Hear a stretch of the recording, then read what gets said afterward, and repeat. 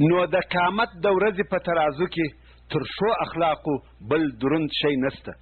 کله کله یو انسان لمنځونه، روژې، زکات، حجونه، عمرې او نور نفلي ښه عملونه راوړي، مګر د هغو تر څنګ بد اخلاقه هم وي، بده ګزاره او د خلقو آزارول هم ورسره لري.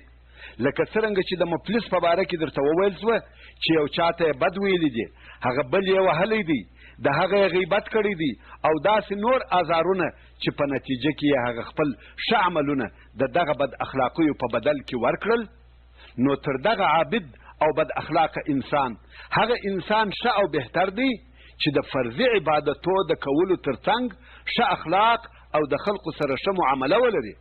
او دغه څوک به د قیامت په ورځ د هغو خلقو څخه وي چې د ښو عملو پله یې تر بد اخلاق عابدانو ډېره درنه وي، که څه هم نفلي عبادتونه لږ ولري. رسول الله صلی الله علیه و آله وسلم دا هم فرمایلی دي چې په خپل انسان د خپل عمل سره تلل کیږي. انسان کوشش کوي چې د خپلو ښو عملو پله درنه کړي، نو خپل ځان هم ترازو ته ور واچوي. په هغه حدیث شریف کې چې امام بخاري د ابو هریره رضی الله تعالی عنه څخه روایتوي، وایي رسول الله صلی الله علیه و آله وسلم وفرمایل په ورځ د قیامت به ډېر لوی او چاق سړی راسي، خو د الله جل جلاله په حضور به د غماشي د وزر وزن نه لري. ډېر چاق او غټ سړی به راسي، خپل ځان به په ترازو کې واچوي چې د خپلو نیکیو پله په درنه کې، مګر دی به هیڅ وزن او دروندوالی نه لري. او بیا رسول الله صلی الله علیه و آله وسلم وفرمایل د الله جل جلاله دغه قول ووایست فلا نقیم لهم یوم القیامة وزنا، یعنی نو موږ به په ورځ د قیامت دوی لره هیڅ وزن ورنکړو. دغه خلق د الله جل جلاله په وړاندې هیڅ وزن نه لري، ځکه دوی د توحید او حسناتو څخه خالی دي. او هغه لوی او عظیم شی چې د حسناتو ترازو په درنیږي هغه د توحید کلمه د لا اله الا الله کلمه ده. په هغه حدیث شریف کې چې امام ترمذی د عبد الله ابن عمرو ابن العاص رضی الله تعالی عنه څخه روایتوي، وایي رسول الله صلی الله علیه و آله وسلم وفرمایل الله جل جلاله به د قیامت په ورځ زما له امت څخه یو نفر د ټولو خلقو په حضور خلاص بری کړي. هغه داسې دغه نفر به په ګناهو ډک نه نوي سجله یا کتابه نشر او ښکاره سي، او هر کتاب به یې د سترګو د لیدلو پر اندازه لوی او غټ وي. دا د یو کتاب لویوالی دی او ټول په ګناهو ډک دی. او بیا به دغه نفر ته وویل سي آیا ته د دغه لیکل سوو ګناهو څخه پر یوه شي یا پر یوه ګناه انکار کوې؟ داسې شی دلته لیکل سوی دی چې ته د هغه څخه منکره یې او وایې دا کار مې نه دی کړی؟ آیا هغه زما لیکونکو ملایکو ظلم در سره کړی دی چې داسې شی یې لیکلی وي چې هغه دې تا نه وي کړی او ته د هغه څخه منکره یې؟ سړی به وایي یا رب هیڅ شی زیات نه دی لیکل سوی. سړی به په ټولو هغو شیانو چې لیکل سوي دي اقرار کوي، نه به منکر وي، نه به دلایل وایي او نه به ضد کوي، بلکې پر خپلو ټولو ګناهو به اقرار او اعتراف کوي. ورته وبویل سي آیا د دغو ګناهو او نافرمانیو د کولو دپاره یو عذر لرې چې زما د رسول له طرفه خبر نه وي درکړه سوی، یا ته په حلال او حرام نه وې خبر، یا یو بل دلیل ولرې؟ خو سړی وایي یا والله هیڅ عذر نه لرم یا رب.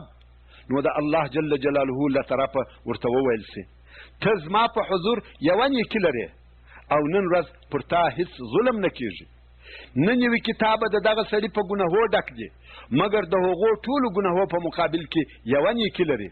نو د دغه سړي د نیکیو یوه ورقه راویستل سي.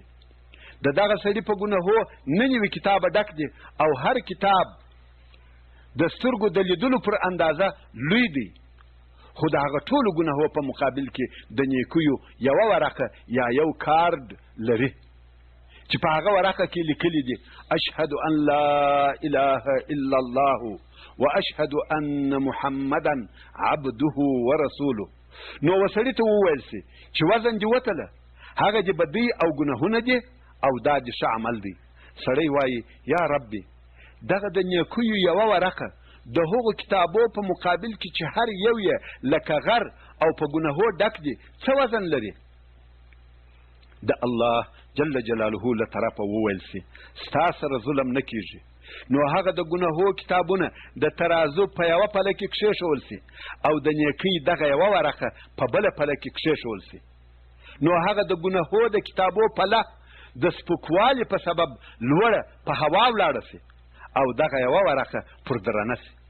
رسول الله صلی الله علیه و آله وسلم فرمایي د الله جل جلاله د نامه په مقابل کې هیڅ شی نسي درنېدلی. لا اله الا الله محمد رسول الله. په ترازو کې د توحید او شهادت تر کلمو هیڅ شی نه لوی دی او نه دروند دی. الله جل جلاله دې زموږ او ستاسې خاتمه پر عمل صالح او پر کلمه طیبه وکړي. مګر توحید او کلمه طیبه ځان ته مقصد او معنا لري.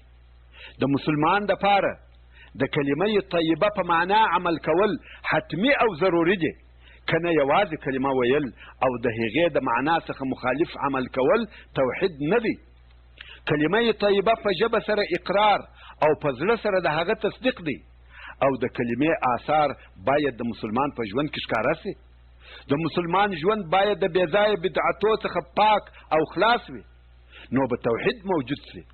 د کلمه طیبه معنا او په هغه سره عمل کول په خپله ډېر لوی بحث دی چې هغه بحث زما له طرفه په یوه نوي دقیقه پیته کې ثبت سوی او نشر سوی دی او هم په هغه کتاب کې چې د دیني او اخلاقي لارښوونې په نامه سره یادیږي لیکل سوی دی. که مراجعه ورته وکړئ ګټه به مو وي. د قیامت په ورځ او د حشر پر میدان د عملو تلل شروع دي. خو د دغه تللو په وخت کې داسې هم پیښیږي چې یو څوک و یوې نیکۍ ته ضرورت پیدا کړي، فقط یوه نیکي غواړي چې د ښه عمل پله یې په درنه سي، نو په خپلو اقرباو او دوستانو کې ګرځي او یوه نیکي غواړي. دی په دې امید دی چې یو څوک به ماته یو نیک او ښه عمل راکړي. خو دا داسې ورځ ده چې ټول انسانان د نیکۍ د ورکولو څخه انکار کوي. دغه سړی خپل اولادونه وویني، د هغو څخه یوه نیکي وغواړي چې دغه یوه نیکي یې جنت ته داخل کړي، خو هغه خپل اولادونه یې نیکي نه ورکوي او ځینې تښتي.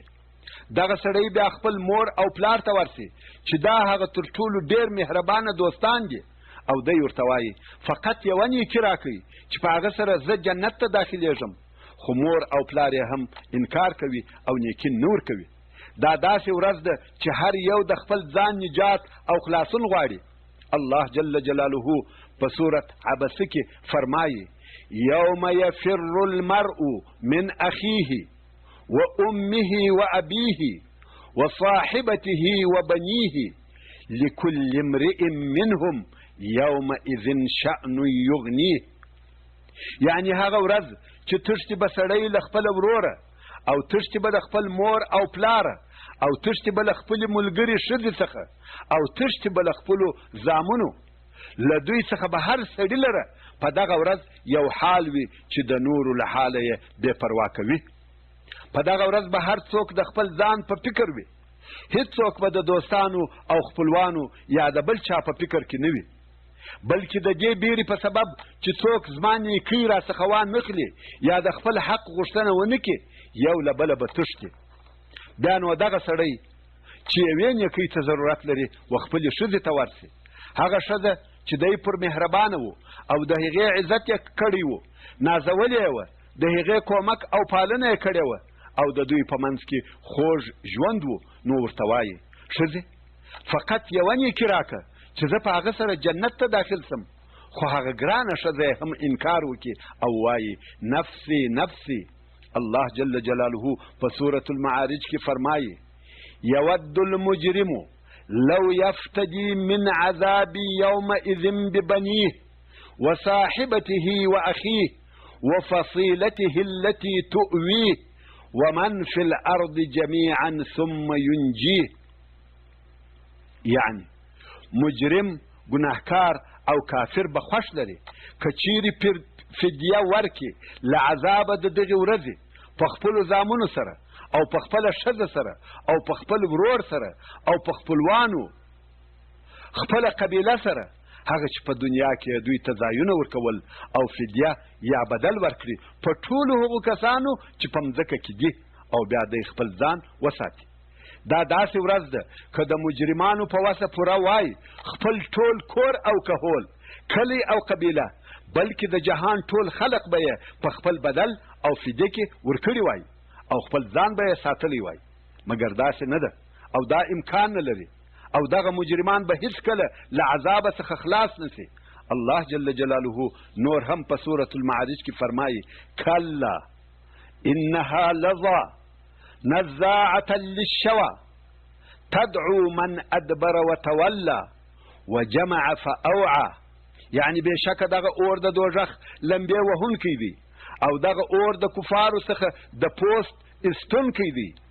د جهنم په باره کې راغلی دي کله چې کفارو ته ورنږدې کېږي اوله شروع یې د سر په پوست کوي، نو اور د کفارو څخه اول د سر پوست کاږي.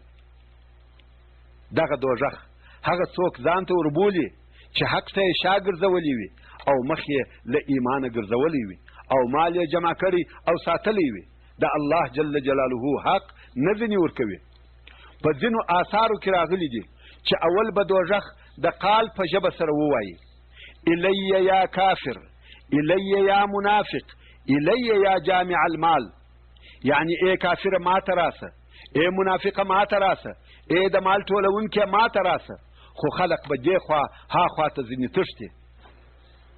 بیا به یوه لویه او اوږده غاړه لرونکی شی له دوزخه سر راوباسي او هغه تښتېدونکي دوزخیان به په خپل اوږده شونډک سره داسې ټولوي لکه مرغه چې په خپله مشوکه دانې ټولوي او خپل نس ته به یې اچوي.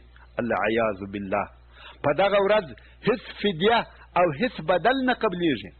انسان چې هر څه د دغه عذاب په مقابل کې ورکوي نه قبلیږي بې له شفاعت څخه د سردار کونین سرور کائنات محمد مصطفی صلی الله علیه و آله وسلم او بې له شفاعت څخه د انبیا علیهم السلام او بې له شفاعت څخه د صدیقینو او شهداو. همدارنګه د هغه چا شفاعت قبلیږي چې د الله جل جلاله خوښه وي او دغه شفاعت قبلول هم د الله جل جلاله رحمت کرم او احسان دی چې په دغه ورځ ښکاره کیږي. نو د خلکو عملونه تلل کیږي او په دغه تللو سره د جنت او دوزخ خلق معلومیږي چې څوک جنت ته ځي او څوک دوزخ ته ځي. خو هلته ځینې داسې خلق شته چې ښه او بد عمل یا نیکۍ او بدي سره برابر او یو شی وي. دغو خلقو ته اصحاب الاعراف ویل کیږي. دغه اصحاب الاعراف په داسې ځای کې اوسیږي چې هغه ځای د جنت او دوزخ په منځ کې دی او اعراف ورته ویل کیږي.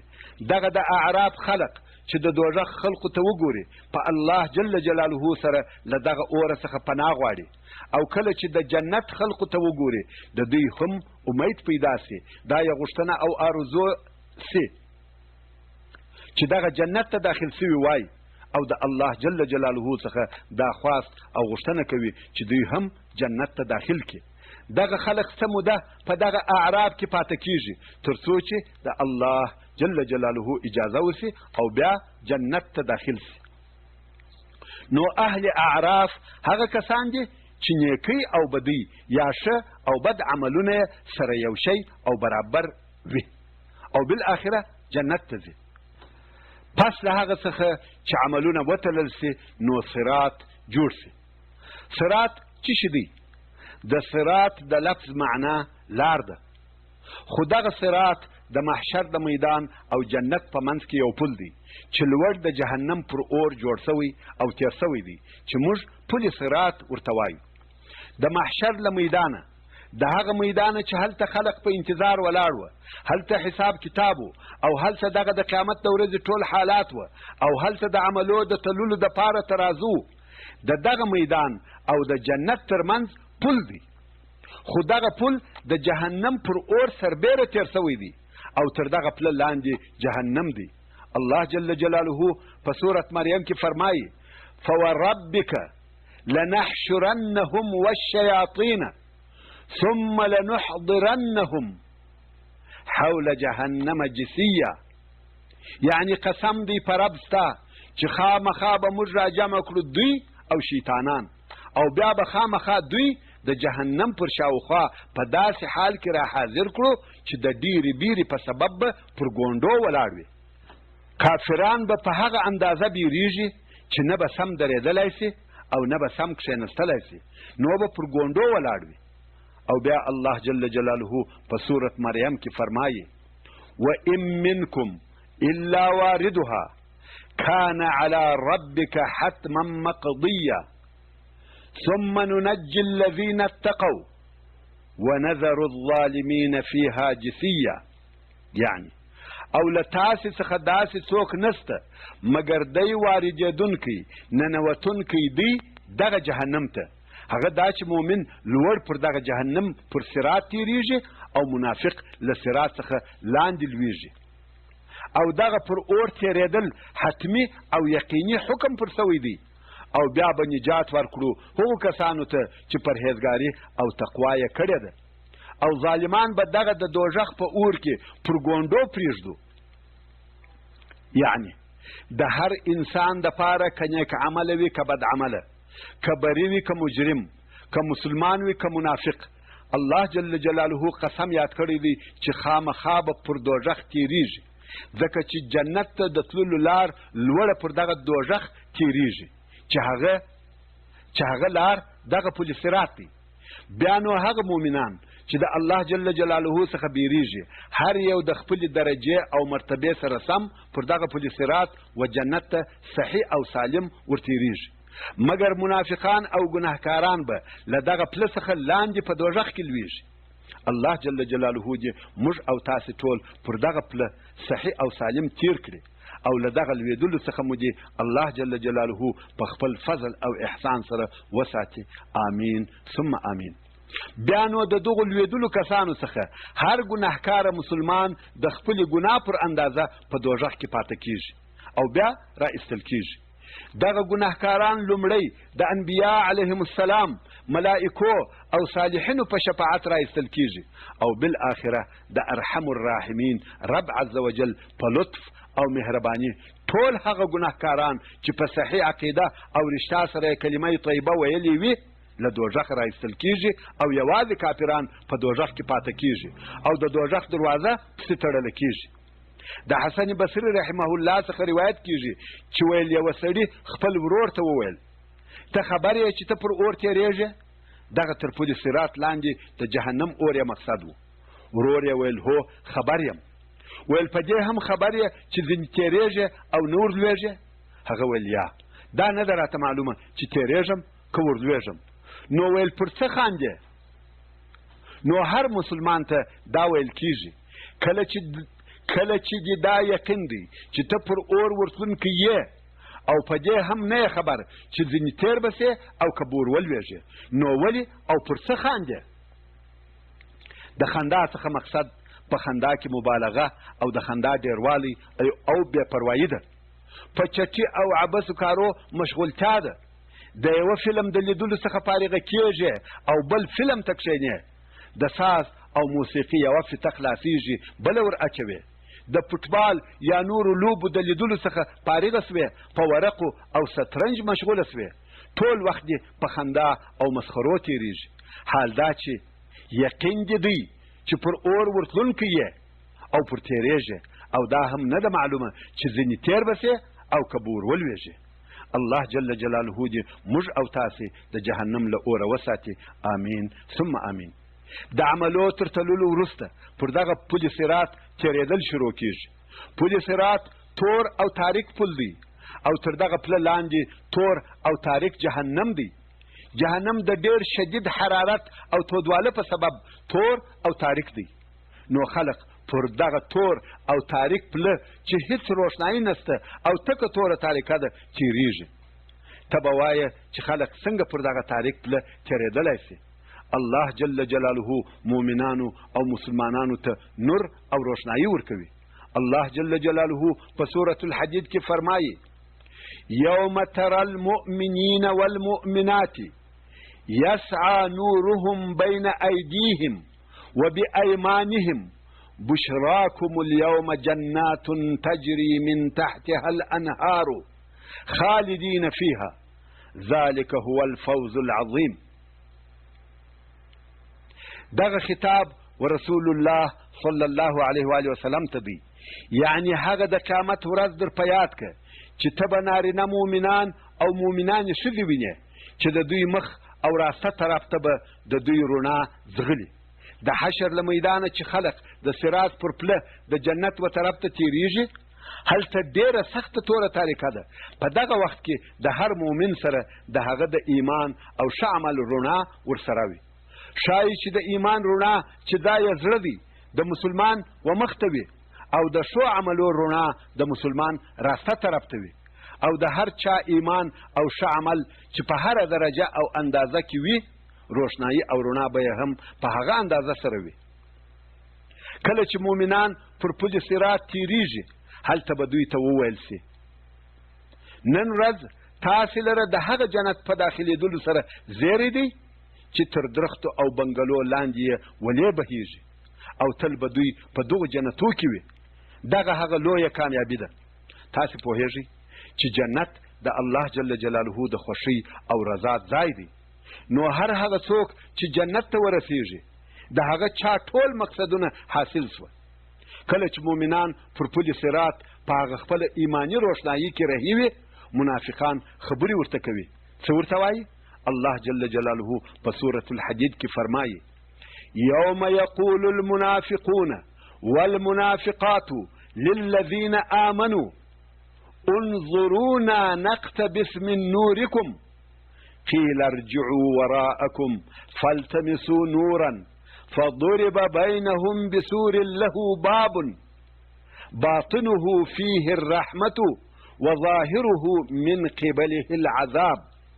یا هم خطاب ورسول الله صلی الله علیه و آله وسلم ته دی، یعنی هغه ورځ در په یاد که چې نارینه منافقان او منافقانې ښځې به و هغو کسانو ته چې ایمان یې راوړی دی وایي: موږ ته وګورئ، زموږ انتظار وکړئ چې ستاسې د رڼا څخه موږ رڼا واخلو.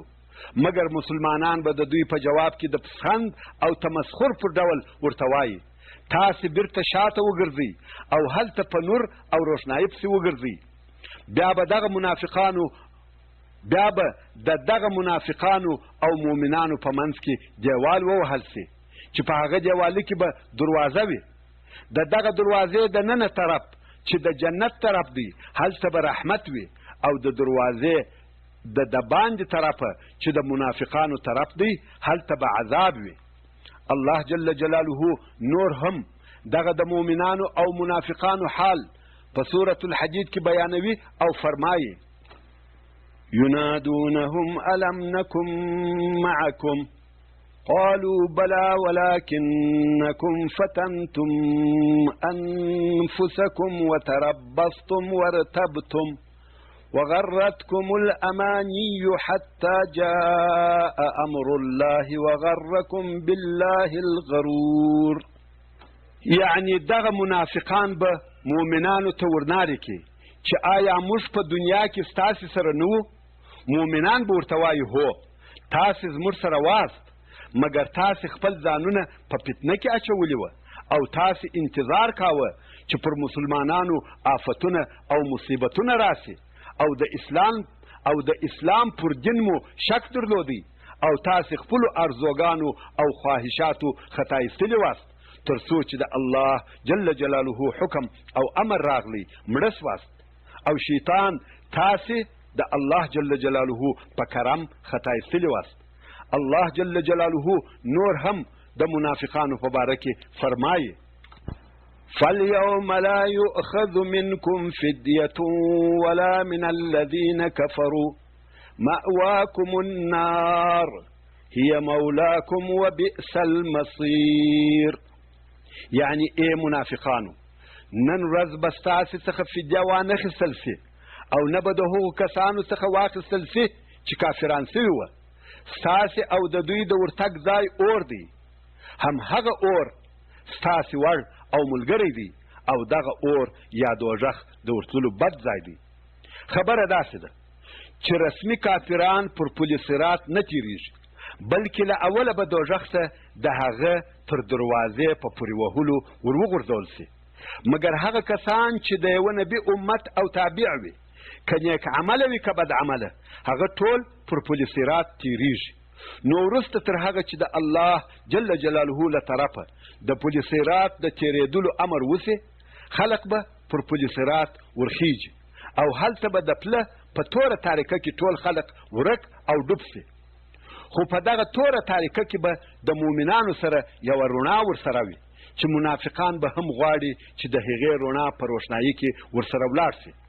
خو څرنګه چې مؤمنان ډېر تیز دي، ځینې لکه طیاره یا موټرسایکل یا بایسکل یا لکه پر آس چې سپاره وي تیز به ځي، نو دلته به منافقان ونارو او چغارو ته ملا وتړي او مسلمانانو ته وایي لږ خو ودرېږئ چې موږ هم ستاسې په رڼا کې در سره ولاړ سو،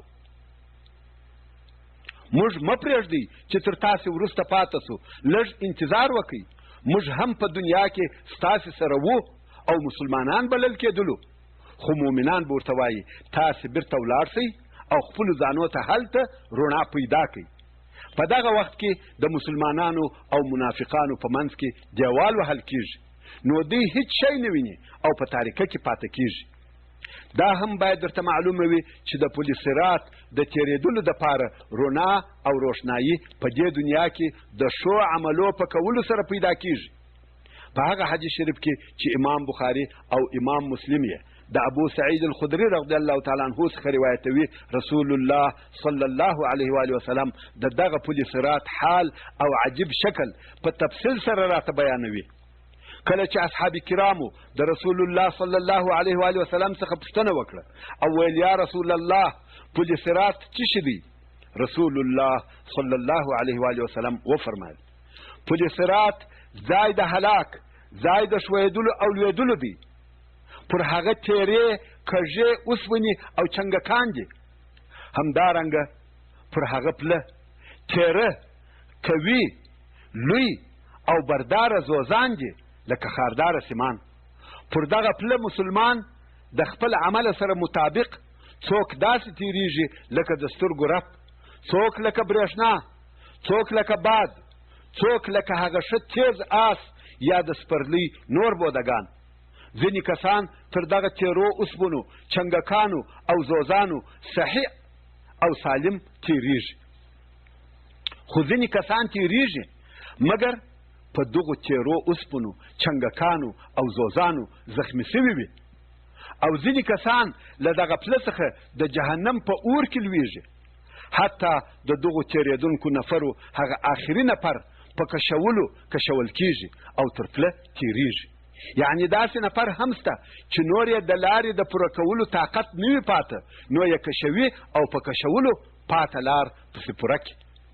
رسول الله صلی الله علیه و آله وسلم نور هم خپلو اصحابو ته پسې فرمایي تاسې تر هغه مؤمن ډېر د حق طلبونکي نه یاست چې په دغه ورځ یې د الله جل جلاله څخه د خپلو ورونو دپاره طلبوي.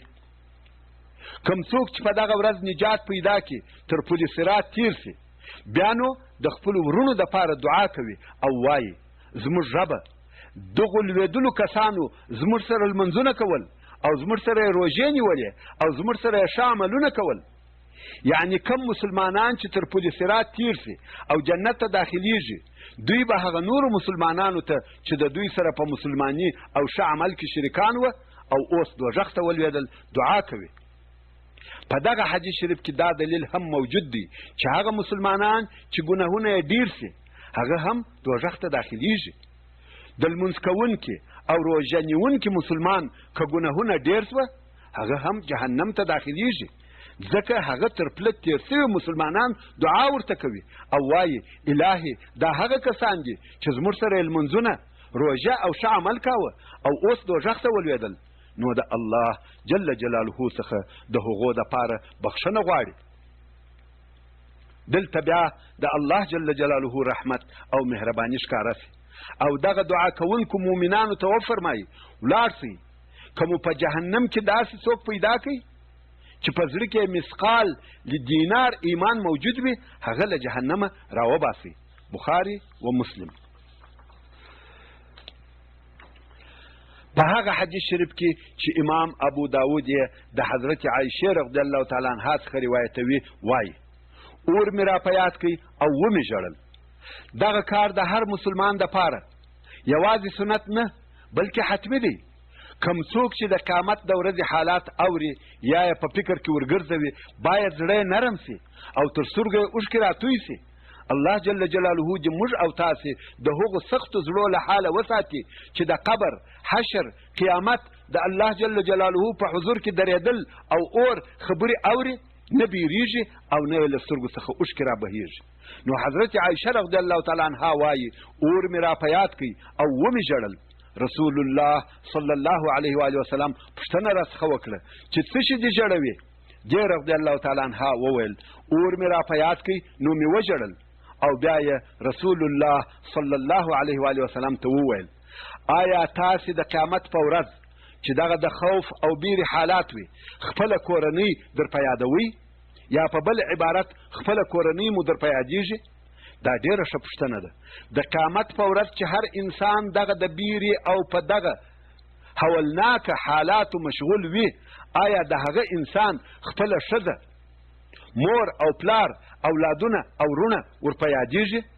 رسول الله صلی الله علیه و آله وسلم وفرمایل په درو ځایو کې د هیچا هیڅوک نه په یادیږي، یو د ترازو سره تر څو چې دا ورته معلومیږي چې ښه کارونه یې سپکیږي او که درنیږي، بل په هغه وخت کې چې عملنامې راواولوځي تر څو چې دا ورته معلومه سي چې عملنامه یې په راسته لاس کې لویږي که په چپه لاس کې او که د شاله طرفه، بل د پل صراط سره کله چې لوړ پر جهنم دغه پل صراط کښېښول سي چې آیا تیر بسم که یا. په دغو درو ځایو کې د هیچا هیڅوک نه په یادیږي. ابو داود کله چې پر پل صراط د خلقو تیرېدل شروع سي نو اول هغه څوک چې پر دغه پله تیریږي هغه سردار کونین، سید البشر، سرور کائنات او خاتم الانبیاء محمد مصطفی صلی الله علیه و آله وسلم دی او د سترګو په رب کې تیریږي چې دا د ده صلی الله علیه و آله وسلم شرف او عزت، لوړه درجه او مقام دی.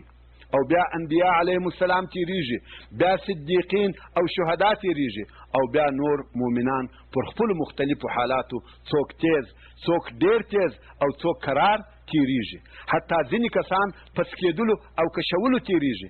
بیا نو منافقان او فاجران راځي خو هغه نسي تیرېدلی، هغه چنګکان یې نیسي او د جهنم په اور کې یې اچوي العیاذ بالله. او هر هغه څوک چې تر دغه پله تیر سي هغه جنت ته ځي او هر څوک چې له پله څخه ولویږي د جهنم اور ته لویږي چې دغه اور د انسان دپاره لوی مصیبت، لوی تاوان او لویه رسوایي ده. الله جل جلاله په سورت آل عمران کې د هغو عاقلانو او پوهانو هغه قول را نقلوي چې د الله جل جلاله په خلقت، حکمت او قدرت کې تر فکر کولو وروسته یې په خپل عقل سره الله جل جلاله د مځکې او آسمانو مالک وباله. نو یې وویل ربنا انك من تدخل النار فقد اخذيته وما للظالمين من انصار. یعنی ای زموږ ربه هر څوک چې ته د دوزخ اور ته داخل کړې په تحقیق سره هغه څوک تا رسوا او شرمنده، خوار او ذلیله کړي او ظالمانو لره د عذاب په منع کولو استکولو کې هیڅ کومک کوونکی او مددگار نسته. بیا هم الله جل جلاله د سورة التوبه په 3 نمبر آیات کې فرمایي الم یعلموا انه من یحادد الله ورسوله فان له نار جهنم خالدا فيها ذلك الخزي العظيم. آیا دوی په دې نه پوهیږي چې هر څوک د الله جل جلاله او رسول الله صلی الله علیه و آله وسلم مخالفت کوي هغه لره خامخا د دوزخ اور مقرره دی چې همیشه به په دغه اور کې وي او دغه په اور کې پاته کېدل هغه ډېره لویه رسوایي ده. بیا هم الله جل جلاله په سورة الزمر کې فرمایي ان الخاسرین الذین خسروا انفسهم واهلیهم یوم القیامه الا ذلك هو الخسران المبین. یعنی په تحقیق سره تاوانیان هغه کسان دي چې د قیامت په ورځ خپل ځانونه او خپلې کورنۍ تاواني کړي. خبر اوسه چې دغه نو ښکاره او واقعي تاوان دی د جهنم اور ته لوېدل یا داخلېدل حقیقي او واقعي تاوان دی. دا چې په دنیا کې د یوه انسان بدن یا مال، منصب یا رتبې ته تاوان رسیږي، دا تاوان نه دی، بلکې د انسان حقیقي او واقعي تاوان هغه دی چې د الله جل جلاله په قهر او غضب اخته سي او د جهنم اور ته ولویږي. الله جل جلاله چې موږ او تاسې له دغه تاوانه وساتي. په هغه حدیث شریف کې چې امام مسلم یې د انس ابن مالک رضی الله تعالی عنه څخه روایتوي، وایي رسول الله صلی الله علیه و آله وسلم وفرمایل: قسم په هغه ذات چې زما د نفس اختیار د هغه په قدرت کې دی، که تاسې هغه څه ووینئ چې ما لیدلي دي، لږ به مو خندلی او ډېر به مو ژړلی. اصحاب کرامو پوښتنه وکړه او ویل یا رسول الله تا څه شي ولیدل؟ رسول الله صلی الله علیه و آله وسلم وفرمایل: ما جنت او اور ولیدل. دغه اور د صالحانو د بیرې او وارخطایي سبب دی. دغه اور د صالحانو د ژړا سبب دی. دغه اور د صالحانو د طاعت او عبادت سبب دی. خو بدبخته ګناهکارانو دغه اور هیر کړی دی چې د فسق او فساد په میلو او چرچو کې ژوند تیروي. په هغه حدیث شریف کې چې امام ترمذی د ابو هریره رضی الله تعالی عنه څخه روایتوي، وایي رسول الله صلی الله علیه و آله وسلم وفرمایل: کله چې الله جل جلاله جنت او اور خلق یا پیدا کړه، نو یې جبرئیل علیه السلام جنت ته ولېږي، ویل ولاړ شه جنت ته او هغه څه نعمتو ته وګوره چې ما د جنتیانو دپاره په جنت کې اماده کړي دي. جبرئیل علیه السلام جنت ته ورغلی، جنت او په جنت کې هغه نعمتونه وکتل یا ولیدل چې الله جل جلاله د جنتیانو دپاره اماده کړي وه. نو یې الله جل جلاله ته رجوع وکړه او ویل ستا په عزت مې دې قسم وي چې هیڅوک به د جنت او د هغه د نعمتو صفت وانوري مګر دغه جنت ته به ورداخل سي. یعنی د جنت د داخلېدلو دپاره چې هر کار شرط ایښول سوی وي، خلق به هغه کارونه وکړي او جنت ته به داخل سي. نو د الله جل جلاله په امر جنت په داسې کارو پټ کړل سو چې هغه کارونه د خلقو ناخوښه وه. د جنت د داخلېدلو دپاره ناخوښه شیان شرط کښېښول سوه. مثلا د سهار د لمانځه دپاره له خواږه خوبه راویښېدل، یا د شیرین مال څخه زکات، خیرات او صدقه ورکول، او د حرامو خوندو څخه د ځان ساتل. دغه کارونه نفس نه خوښوي او د جنت په لار کې دغه کارونه یا شیان کښېښول سوه چې د انسان طبیعت یې نه خوښوي. نو الله جل جلاله دوهم وار بیا جبریل علیه السلام امر کړی، ویل ولاړ شه او هغه څه وګوره چې ما په دغه جنت کې د جنتیانو دپاره اماده کړي دي. جبریل علیه السلام بیا جنت ته ورغلی او ویلي ده چې پر هغه لار چې انسان جنت ته رسوي داسې ناخوښه کارونه یا ناخوښه شیان ایښول سوي دي چې د انسان طبیعت هغه کارونه نه غواړي. بیرته الله جل جلاله ته رجوع وکړه او ویل ستا په عزت مې دې قسم وي پر دې وبېرېدم چې هیڅوک به جنت ته داخل نشي. الله جل جلاله وفرمایل: اور ته ولاړ شه، اور او هغه عذابونه وګوره چې ما په دغه اور کې د دوزخیانو دپاره اماده کړي دي. جبریل علیه السلام ورغلی، داسې اور یې ولیدی چې د ډېر شدت او حرارت په سبب یو تر بله سره اوړي، سره ایشي. نو یې الله جل جلاله ته رجوع وکړه او ویل ستا په عزت مې دې قسم وي هیڅوک به د دغه اور تکلیفونه او عذابونه وانه وړي مګر ځان به ځینې وساتي او ورداخل به نسي. الله جل جلاله امر وکړي چې اور دې په شهواتو پټ کړل سي. د اور په لار کې د حرام خوندور شیان کښېښول سي، لکه حرامو ته کتل، حرام اورېدل، حرام خوړل او نور حرام کارونه کول. نو د جهنم په لار کې حرام شهوات او حرام خواهشات کښېښول سوه. او بیا الله جل جلاله جبریل علیه السلام امر کړی چې ولاړ شه اور وګوره. جبریل علیه السلام اور ته ورغلی، ویلي ده چې د اور په لار کې شهوات ایښول سوي دي. د اور تر لیدلو وروسته الله جل جلاله ته رجوع وکړه او ویل ستا په عزت مې قسم وبېرېدم چې هیڅوک به له دغه اوره څخه خلاص نسي او ټول به ورداخل سي. رواه الترمذي. د دوزخ د اور تعریف او بیان په پوره تفصیل په کتاب الله او سنت مطهره کې موجود دی چې د هغې جملې څخه الله جل جلاله د اور د خازنانو یا موظفینو وصف او حال بیان کړی دی د هغو ملائکو په باره کې چې پر اور مقرره او موظفې دي رب عز وجل په سورة التحریم کې فرمایي یا ایها الذین آمنوا قوا انفسکم واهلیکم نارا وقودها الناس والحجاره عليها ملائكة غلاظ شداد لا يعصون الله ما أمرهم ويفعلون ما يؤمرون یعنی هغو کسانو چې ایمان مراوړی دي خپل ځانونه او خپل کورنۍ له هغه اوره وساتئ چې خس او خاشاک پیلوزي او بوټي انسانان او ډبرې دي پر دغه اور داسې ملائکې مقرره دي چې زړونه یې سخت دي زړسوی نه لري او قوتناک دي د هغه څه څخه سرکشي او نافرمانی نه کوي چې الله جل جلاله په امر کړی دي او دوی هغه کار کوي چې د الله جل جلاله له طرفه په امر کړی شوی وي نو پر اور شدید قهرمنې او قوي ملائکې مقرره دي داسې ملائکې پر اور مقرره دي چې د مجرمانو او کافرانو سره د گزارې کولو او تعامل وړ او مناسب دي او د دغو ملائکو شمیر هم الله جل جلاله راښوولی دی او فرمایي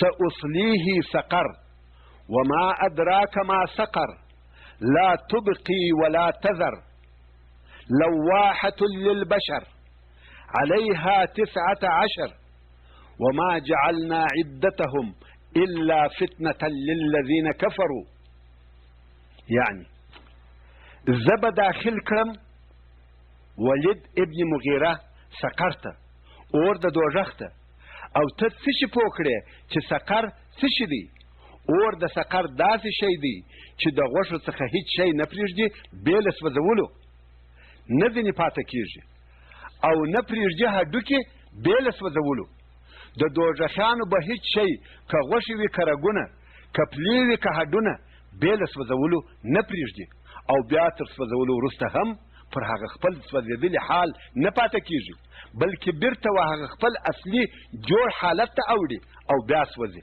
دغه سوځل او بیرته جوړېدل د ابد دپاره جاري پاته کېږي نو د دوزخ سوځل او عذاب یو ځله نه دي بلکې همیشه او تل تر تله دي او د دوزخ اور سوځونکی تورونکی دی بشر لره پوست لره دغه د دوزخ پر اور 19 ملائکې مقرره دي د دوزخ پر اور فقط 19 ملائکې مقرره دي او د ټولو دوزخیانو عذابونه په دوی پورې اړه او تعلق لري تاسو فکر وکړئ دغه په میلیاردو انسانان او پیرانان چې په دوزخ کې لویږي د هغو د عذاب ورکولو دپاره فقط دغه 19 ملائکې مقرره دي چې د دغو 19 ملائکو عمومي مشرتوب د هغې ملائکې په لاس کې دی چې مالک ورته ویل کېږي او دغه مالک ته د اور خازن هم ویل کېږي د دغو 19 ملائکو په باره کې په تفاسیرو کې ډېر اوږده او مفصل بیانونه شته خو د هغو بیانول دلته لازم نه بولم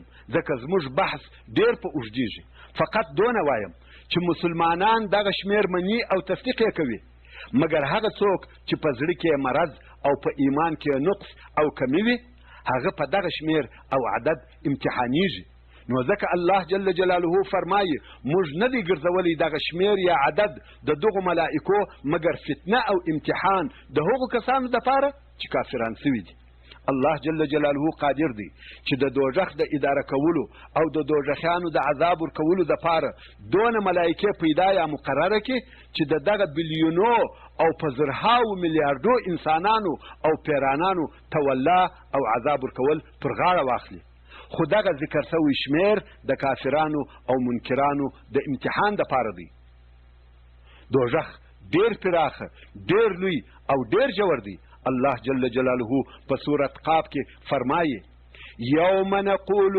لجهنم هل امتلأت وتقول هل من مزید یعنی هغه ورځ در په یاد کړه چې موږ دوزخ ته ووایو آیا ډک سوې موړ سوې او دوزخ به وایي آیا نور زیات شته یعنی نور هم راکړه زه نه یم موړ سوی دا د جهنم لویوالی دی چې نه مړیږي او نه ډکیږي نور دوزخیان هم غواړي او نور هم. په هغه حدیث شریف کې چې امام بخاري او امام مسلم یې د انس ابن مالک رضی الله تعالی عنه څخه روایتوي وایي رسول الله صلی الله علیه و آله وسلم وفرمایل خلق پرلپسې جهنم ته ور اچول کیږي او دی دغه وایي آیا نور هم شته؟ نه ډکیږي. نور خلق هم غواړي. دا د جهنم لویوالی او پراخوالی دی چې په میلیاردو انسانانو نه ډکیږي. او دغه نارې وهي چې نور هم غواړم تر څو چې رب عز وجل خپله پښه پکښې کښېږدي جهنم سره راټول سي او وایي بس ستا په عزت او ستا په کرم دغه کافي دي. دا چې رسول الله صلی الله علیه و آله وسلم فرمایي چې الله جل جلاله خپل قدم په دوزخ کې کښېږدي دا داسې خبره ده چې د هغه په حقیقت الله جل جلاله پوهیږي. او څوک وایي محترم ورونو څرنګه چې فته پای ته ورسېده زموږ پاته بحث به په راتلونکې لسمه فته کې واورئ انشاء الله تعالی. وما توفیقي الا بالله وهو السميع العليم. سبحان ربك رب العزة عما يصفون وسلام على المرسلين والحمد لله رب العالمين. وصلى الله تعالى على خير خلقه محمد وآله وأصحابه وأهل بيته أجمعين. والسلام عليكم ورحمة الله وبركاته. ورونو د دعا په امید